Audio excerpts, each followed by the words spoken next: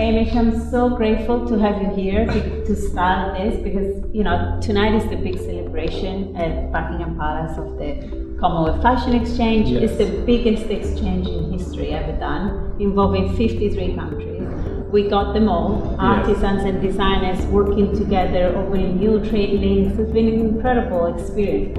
But one thing is to work with the designer and the artisan, and one thing is to curate an exhibition. Right. And you are the master of it because you did the big exhibition at Chatsworth House, how to style 5 centuries of fashion. I'm sure you know how to style 53 countries. Well, it's very kind of you to say so. The work is all yours. I came quite late into this process, as you know, and it had all been done. Sort of months of incredible collaborative process. I was sort of overwhelmed coming in to that room and seeing dozens of these very, very different dresses. And then when we started to go through them, we saw that there were continuum threads and there were links, and whether it was a celebration of artisanal craft and indigenous culture, and as you say, this wonderful idea of a dialogue between different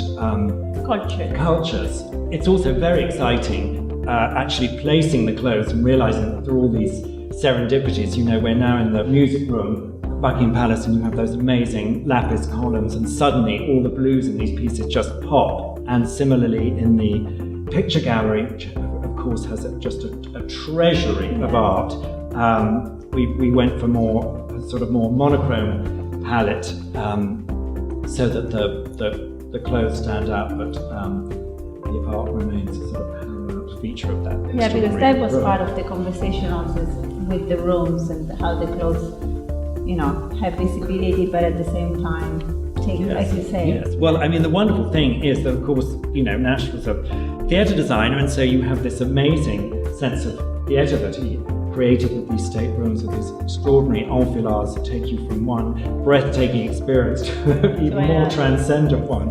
The idea of clothing in the context of something that is very theatrical, although filled with objects that are far from theatrical and very, very real and special. It's sort of incredible. Yeah. Can I ask you something? For someone like you who has been, you are an expert, you are a huge collector yourself of fashion through centuries, and what surprised you from this exchange? Is this something that you find in, like, whether it was the detail of the clothes or some accessories or embellishment that they used or a fabric they used in a different, was there something that you thought, oh my God, I didn't know that was possible?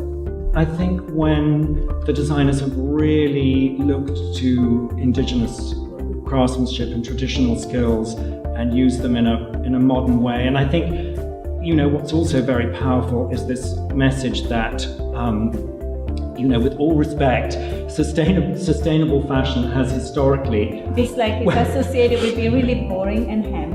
It's had a little hempy, dowdy aspect to it. And what is so incredible about what you've done is that you've brought it really into the fashion realm, and we've seen also that there are incredible creative design talents all around the world, all around the Commonwealth.